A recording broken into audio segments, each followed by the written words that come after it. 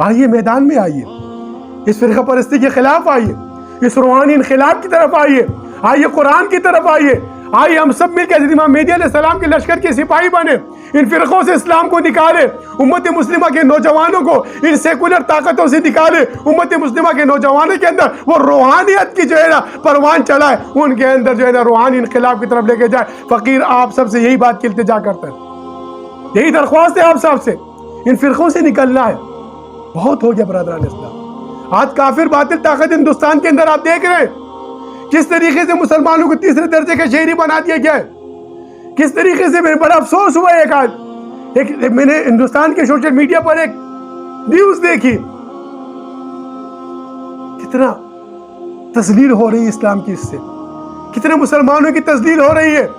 کہ دو فرقوں کے درمیان ایک مناظرہ تھا، دو فرقوں کے درمیان ایک جنازے پر ایک مسئلہ تھا، ایک فرقے نے جناب فتویٰ لگا دیا کہ جو اس فرقے والا ہے جس نے جنازہ کیا وہ فرقے والے تمام کافر ہو گئے، ان کا نکاح بھی ختم ہو گیا۔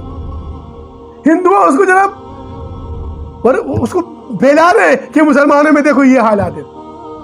اس سے کافر کو فائدہ پہنچ رہا ہے، اس سے کفر کو فائدہ پہنچ رہا ہے، اسلام کو فائدہ نہیں پہنچ رہا۔ تو ہم نے ایک دوسرے کے خلاف ایک دوسرے کو نیچا دکھانا نہیں ہے۔